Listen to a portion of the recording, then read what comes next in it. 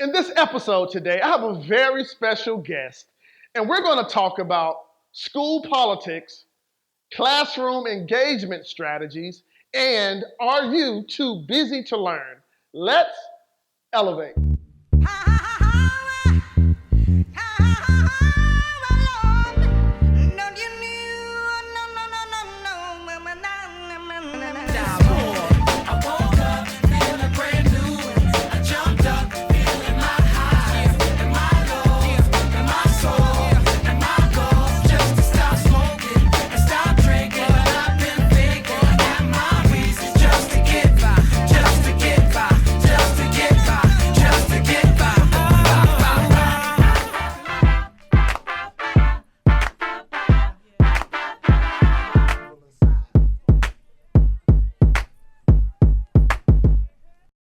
Hey, what's up? I'm Kantis Simmons, the academic success expert and leading authority on school improvement, as well as the author of Playing Your A Game and your host for Educate to Elevate. Now, teachers, educators, principals, district coordinators, instructional coaches, this will be an episode that it's going to stir up some things in you, but it's going to push you to be a better educator. And today, I'm so honored to have Dr. Pamela Seda with me here today. And if you guys would, wherever you are, give her a big round of applause for being here at Educate to Elevate. Now, Miss Seda, she has spent time in the classroom teaching math. Because of her passion for teaching math, she moved on to be the instructional coach in the school district with a certain school. And then you moved on to being the coordinator over the math in the various schools in that district. And now she's an education consultant. Dr. Seda, thank you so much for being here today. Thank you for inviting me. So let's get right down to it. I know you were a teacher. I know that you were a military brat, as like you say, you moved around a lot. But what was it about math? When did you realize early on that you were a lover of math?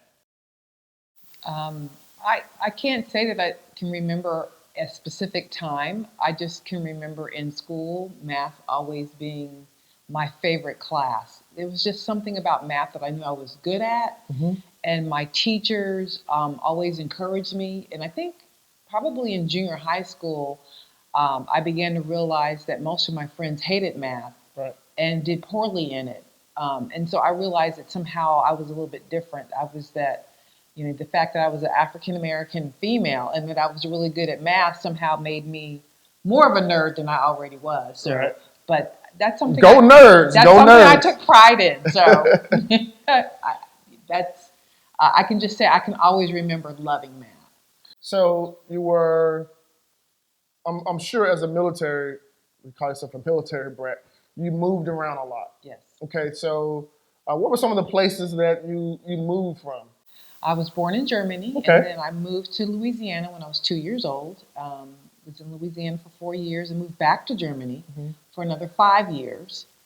Then left Germany when I was 11 and moved to California for 4 years. Okay. Then South Carolina, I lived there for 3 years. And once I graduated from high school, then I moved to Atlanta to go to college. All right. So you went to college and you got your college degree in? My first degree is in biblical education, and my second bachelor's was in mathematics education. Okay. So how did you end up being a teacher? I think I actually started out at Georgia Tech, majoring in engineering, and I interned for. I was on a scholarship, so the scholarship was with Corning Glassworks, which gave me the opportunity to intern with them. So I interned with them for 2 summers and began to realize that it just wasn't what I really wanted to invest my time in. Right. I was too much of a people person, even though math and science I still loved. But investing my time in the machines that were going to be come and go, I found out that I just really wanted to invest in people because I felt like that was more of a lasting investment. And once you help people learn and gain knowledge, that can never be taken from them. And so I changed paths and decided to pursue my education degree and then went into teaching that way. Okay, so you started off as a math teacher. On what level was that? A high school. High school math teacher. And I know right now in our country, the numbers say that we're behind in science and math. As a math teacher, what were some of the frustrations that you battled with just being a math teacher in the high school system? What's some of the frustrations you went through as a math teacher? A lot of my frustrations were just the lack of support that I would get from parents, or in the fact that, oftentimes teenagers have to be sometimes given the extra motivation to put forth the effort to do well in school. And sometimes I could expect kids to do things and expect to be supported at home and wouldn't necessarily have that support. When parents would make excuses for their kids not doing their homework or not trying or not putting forth the effort would be very frustrating, because I know that you can learn just about anything, whether it's basketball or learning the lyrics to a song. You could learn mathematics in much of the same way, but people would always make excuses. Oh, I was never good in math, so they wouldn't expect much from their kids. So it would be very frustrating in that way. The other thing that used to really frustrate me was the low expectations that sometimes people would have, especially if students of color, that they would make excuses. Oh, they come from a poor background, or they don't really, even though I saw kids could do very well. But you had these spoken limitations over. Absolutely. I would see kids who I knew could do better, and I would try to push to do better, but people always would make excuses for them. So they didn't have to do better and would just take the path of least resistance. So you were in the classroom approximately how many years as a teacher? As a teacher, I was in the classroom for 9 years. For 9 years, and then I guess it was a promotion to the math instructional coach? Yes. So what was your responsibility as an instructional coach? As an instructional coach, my responsibility was to go into classrooms and observe teachers, plan lessons with teachers, watch them teach, give them feedback, and then debrief on that. I'll talk about how the lesson went and how we could make it better. Okay. I also provided professional development on strategies, on content, and I just did whatever I could to help make the incredibly complex job of teaching easier for teachers. Okay. So now that was instructional coach for one particular school, and then you had a host of other schools working in the district with the various math departments in all the schools. Yes. And now you transition over into a education consultant. Yes. What does your consulting business consist of? It actually really consists of 4 different aspects. One of the first, I do provide professional development. And I actually provide 3 different types of professional development. One, I do content. And so I often start with just doing math with teachers. And I find that most math teachers go into the education profession because they love to do math. But then they get in the profession and we very seldom talk about the math or do the math. So I do math with teachers. I model the strategies that we expect students to use, and we just have fun doing math. So that's one type of workshop that I do. I also do workshops on providing feedback, on how to provide feedback in lessons that really make a difference for kids. Oftentimes, observations that we do focus on peripheral things that the teacher is doing, but may or may not help kids if teachers improve in those areas. Wow. So the third type is how to work with teams and create professional learning communities and help teachers work together so that they continue the work after I leave. And then, of course, I still do coaching. I just work with teachers and plan lessons together with them, teach lessons, and then debrief and talk about how can we make those lessons better. Right. A few months ago, I did a survey with some teachers, and I was surprised of the number of teachers that felt like there was a lot of politics in school, and the politics affected what they did in the classroom. Have you seen any issues, or how does politics, you feel, affect a lot of educators and their success in the classroom as well as outside the classroom? I think oftentimes politics plays because there's a lack of trust. There's a lack of trust between teachers and students. Mm. There's a lack of trust between principals and teachers. And when administrators make promises and say, oh, I'm going to allow you to teach this class because you've been preparing for it all summer. Okay. And then something happens to where a new person comes in and they make a deal with them. And so they'll just make a change when the teacher shows up. So and now they're teaching something totally different that they're not prepared for. So you're saying to me, one teacher could be on a certain track teaching a certain course.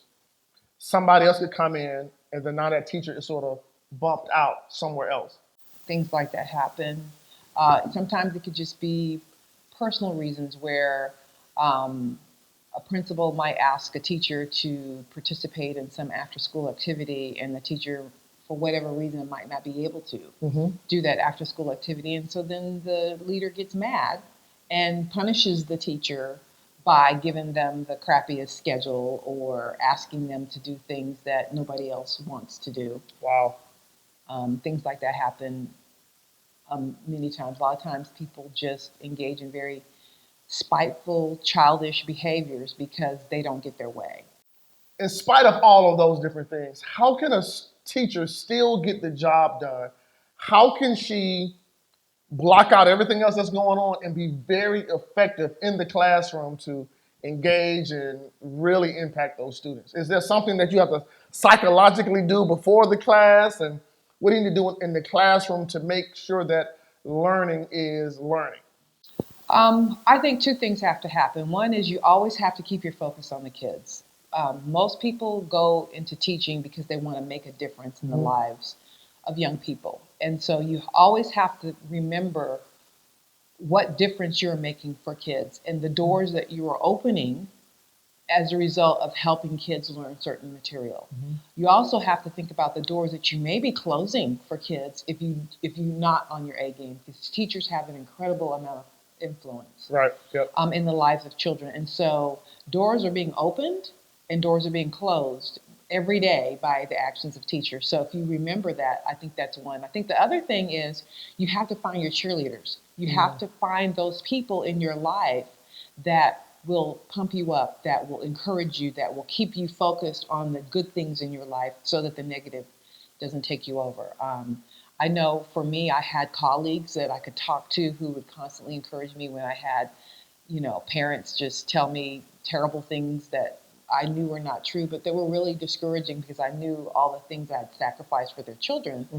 And oftentimes parents don't just understand that. So I'd have colleagues, but I also remember times that I would go to the nursery and go pick up my kids from the nursery, and they would run to me, "Mommy," and I was like the most important person in the world. And so even things like that will help me remember, that I am positive, I am valued, and that there are things that are positive about my life to help me put into perspective those negative things that happen. Wow. And I appreciate your conversation. I was you made one comment. I was like, wow, that's awesome. I can't remember the statement that you said, but you talked about how it's very important for a teacher to prepare. Yes, absolutely. Prepare before the class, so when the class starts, that's when the students are actually doing the work. Yes.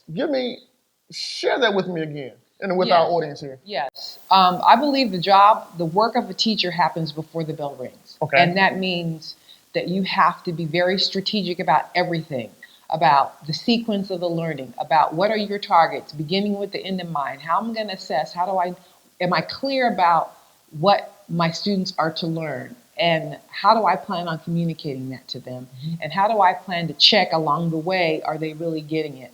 And just very strategic from bell to bell. How am I going to have them engage with the content? How am I going to have them engage with each other? I mean, those are very strategic things that you plan. So then when the bell rings, the kids are doing the work, because who does the most work is doing the most learning. Ooh, I love that. Who's doing the most work is doing the most learning. And if you look at a lot of traditional math classes, the teacher's doing most of the work, which is why the teacher's doing most of the learning. And which is why oftentimes we don't see test scores go up. Oftentimes, I've had teachers say that. I've done learning walks, and I've given feedback to teachers about when I do learning walks, I look at what kids are doing. Are they engaging? What's a learning walk? A learning walk is when you go into classrooms and gather data about what's actually happening in a school. So I'm learning about what's happening instructionally in my school. And you've noticed that if the teacher is doing most of the work, the students are being impacted in a negative way. Absolutely. Oftentimes, they're at best passively learning, which may go into their short-term memory for a season, but most of the time it's forgotten. But he who does the most talking, the most work, is the one that's doing the most learning. So when I've given feedback to teachers, so do you think this is not only relevant to math, but to all the courses? Absolutely, absolutely. I do agree with that. Yes, that it's across the board. Because we learn by doing. Right. So the best advice for a teacher is making sure that she's prepared before the class, so that during that class, the students are doing most of the talking, most of the work, and as a result, they'll have most of the learning. Absolutely. That's a little powerful formula. Whoever's doing the most talking is the most work is doing the most learning. In the school system, there are a lot of different dynamics, things that go on with the administration. You got politics, you have students, you have parents that are supportive, you have some parents that aren't important. We realize that the most important thing is what happens during those class sessions.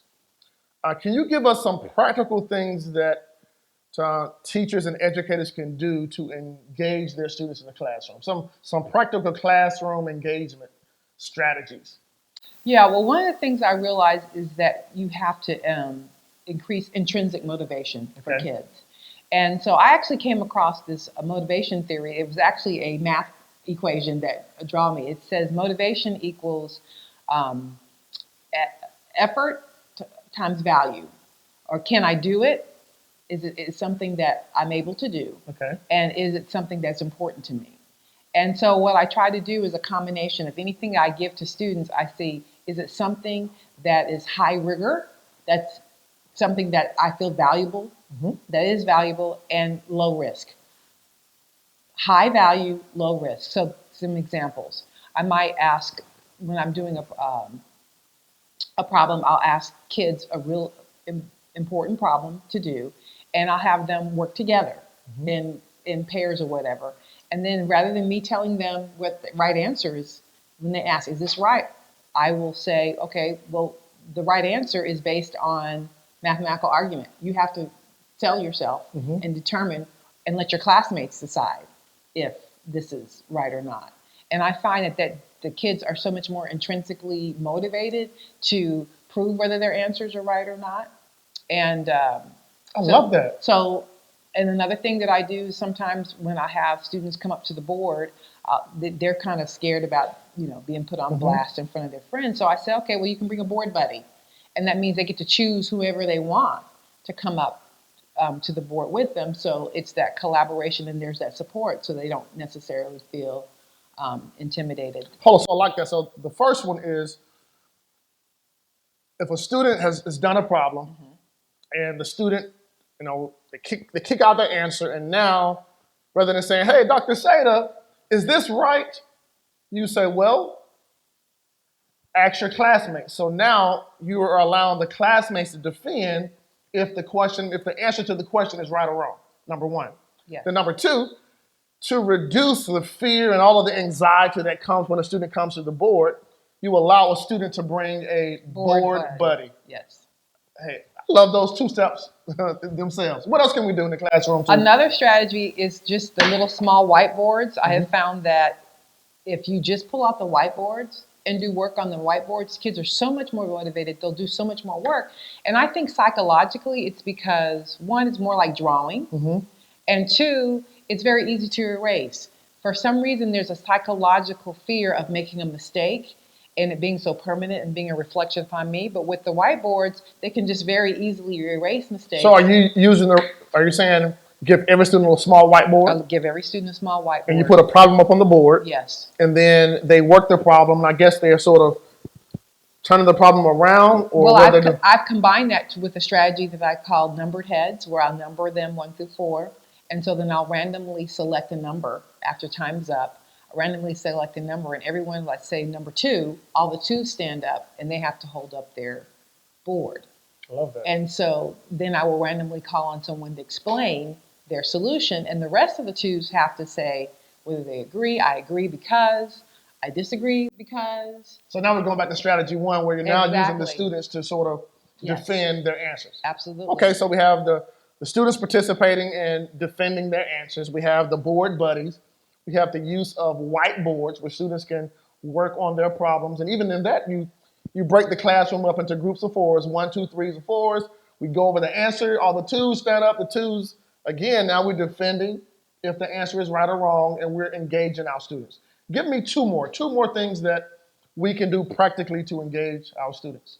Another one has to do with matching, and almost any type of content that you have, just creating matching cards, especially when you're introducing a new topic. Okay.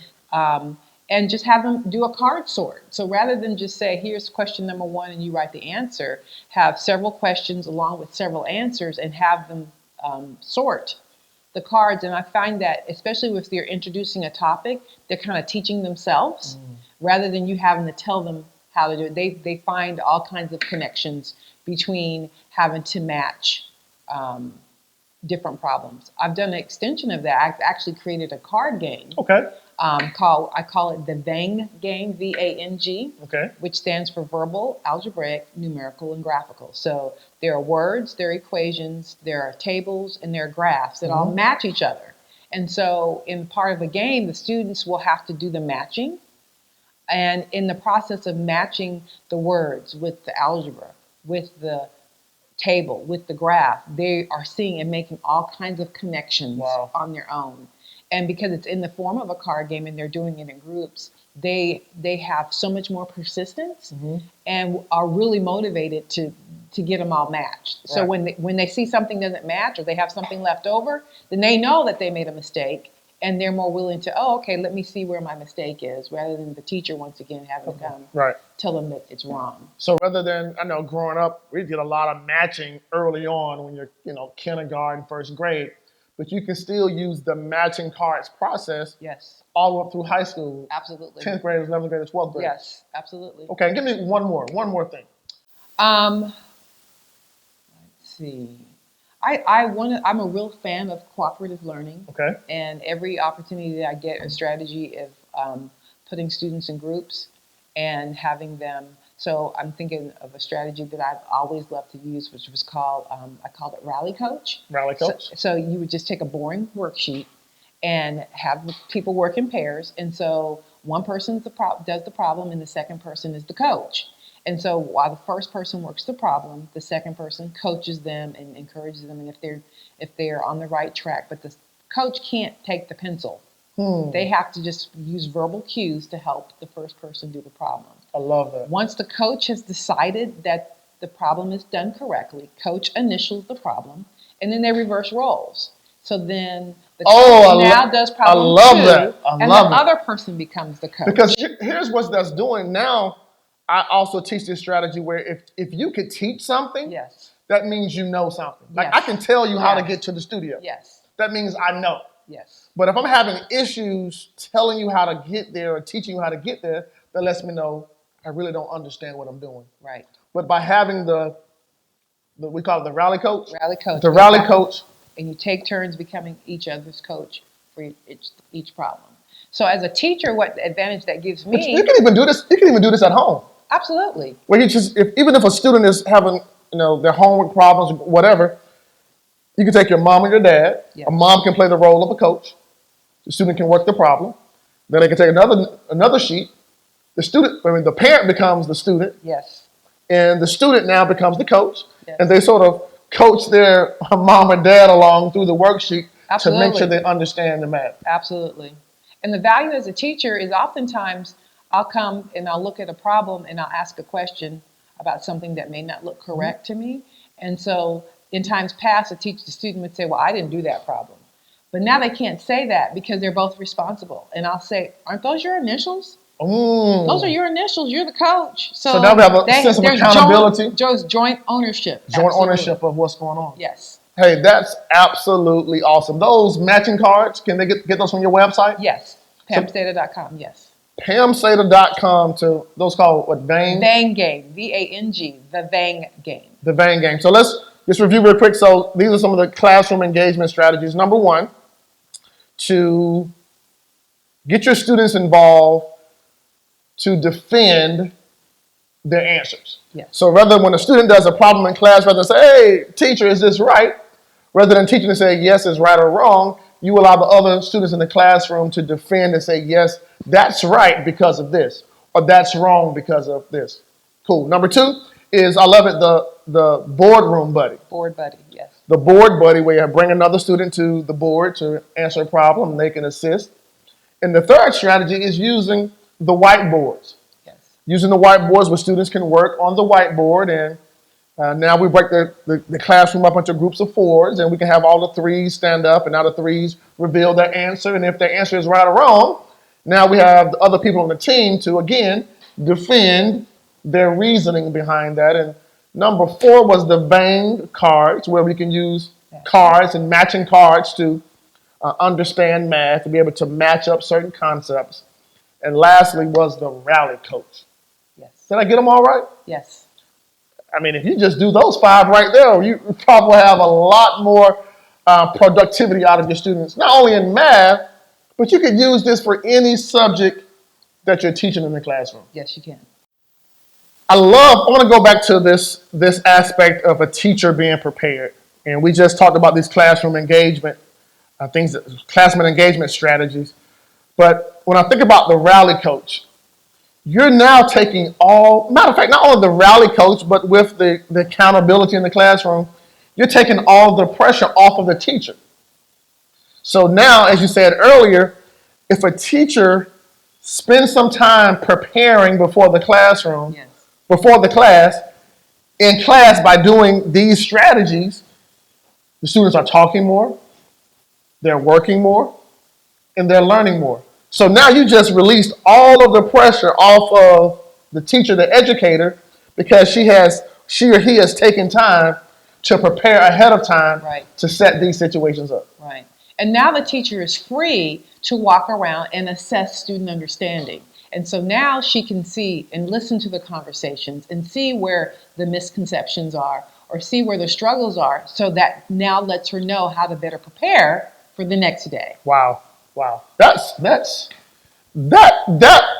alone can just relieve a lot of the stress. Yes, a lot of the burden, a lot of the trying to make sure you get everything right up on the chalkboard so the students can take notes all day. But you're transferring the energy over to them where they're talking, they're working, and they're learning. It's a lot more fun that way. Teaching's a lot more fun when you do it that way. Hey, I agree. I absolutely agree. Cool.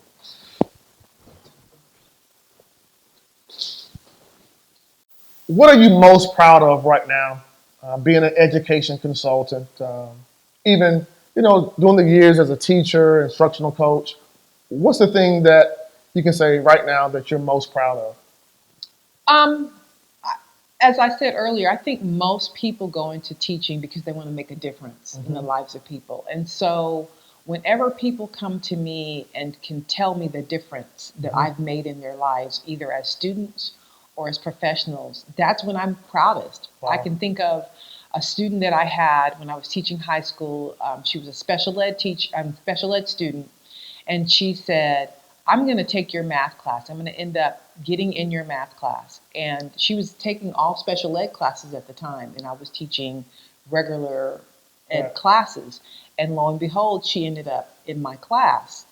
And I had to work with her. I mean, it was a lot of work, and there were some challenges. But to make a long story short, she not only passed my class, she made it to her senior year. Wow. And she was applying for college. And I think initially when she started her freshman year, that wasn't even anything on her radar. But she applied for college, and she had been denied the school that she wanted to go to that was in the Atlanta University Center. So she asked me to go with her down to the school to talk with the dean of admissions. Okay. And I'm thinking, I'm not sure what I can do, but this person is very passionate about going. So I accompanied her, took her down to the school. For whatever reason, they decided to pull out her transcript. They decided to recalculate her GPA.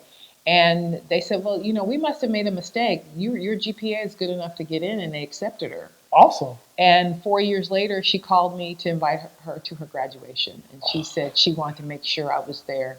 And even though I was 9 months pregnant, I made sure I was at her graduation. Wow, that's so awesome. And so I know that if I had not been involved in her life, that she wouldn't have that same story. Wow, that's awesome. That's awesome.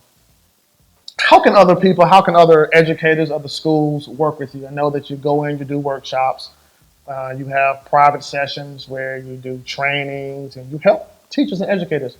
What's the best way for someone to get in contact with you so that you can help them out of their dilemmas or help empower them to continue to be more effective educators? Well, probably the best way to get in touch with me is through my website, www.pamseda.com. That's P-A-M. S-E-D-A. Pam Seda, okay, pamseda.com. Yes, and on my website, I give the type of workshops that I do. My contact information is there, and what products that I have available to help support mathematics instruction as well. Well, good stuff. If you're a math teacher or you are in a school where you could say that the school needs a little boost in their math program, hey, definitely go over to pamseda.com. I love how your name looks, Pam Seda. It's like a clothing line or a book line, Pam Seda. Okay, that's my little rant. But yeah, go over to pamseda.com if you would love to find out all the cool things that Dr. Seda has over there.